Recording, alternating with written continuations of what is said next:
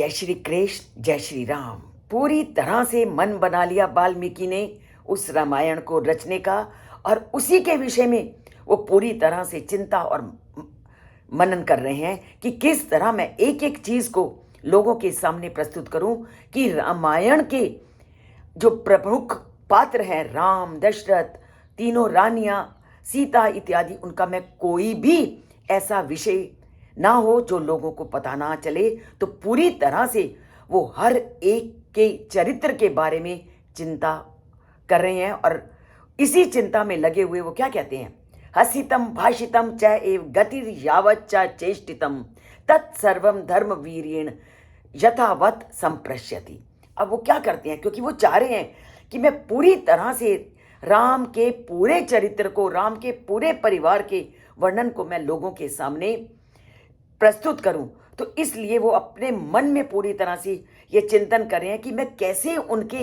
एक एक हास्य प्रसंग को, एक एक उनके मुख से निकली गई वाणी को, एक एक उनके गति इत्यादि की क्रियाओं को मैं कैसे लोगों के सामने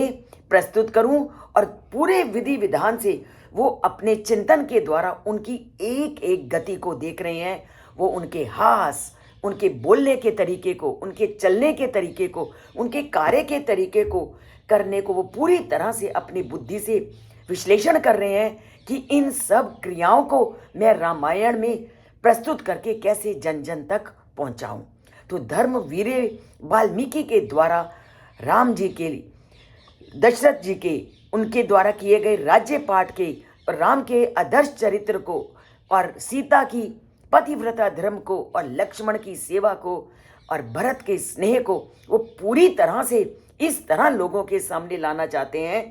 कि वो केवल एक कथा ना होकर के एक यथार्थ तथ्य लोगों के सामने प्रस्तुत हो। तो यथार्थ तथ्य तभी आएगा जब वह उस वातावरण की एक एक क्रिया को पूरे ध्यान से देखेंगे, और जब ध्यान से देखेंगे तभी वो ढंग से उसको लिपिबद्ध कर सकेंगे, क्योंकि लिखने का काम पूरी तरह से चिंतन के बाद शुरू होता है। आप कुछ भी लिखने बैठो, पहले आप मनोमस्तिष्क में उसकी पूरी रूपरेखा खींचते हो, और इसको मैं भली भांति जानती हूँ, क्योंकि मैं भी अनेक पुस्तकों को लिखने में प्रतिदिन लगी रहती हूँ। तो पहले उसका सिनॉप्सिस तैयार करना बहुत ज़रूरी है, और वही सिनॉप्सिस तैयार कर रहे हैं वाल्मीकि, क्योंकि सिनॉप्सिस जब तैयार कर लिया जाता है तो कथा को मोड़ देना कोई भी मुश्किल नहीं होता। तो कथा को अब वो मोड़ दे रहे हैं, वो राम की कथा को केवल कथा के रूप में प्रस्तुत ना करके उनके पूरे चरित्र को, उनके हास विहास, भाषण, बोलने के तरीके और गतियों को लोगों के सामने प्रस्तुत कर रहे हैं। और इनको तभी आप जानोगे, चैनल से जुड़ोगे, लाइक करोगे और जय श्री राम बोलोगे, और सब्सक्राइब नहीं किया तो उसको सब्सक्राइब करेंगे।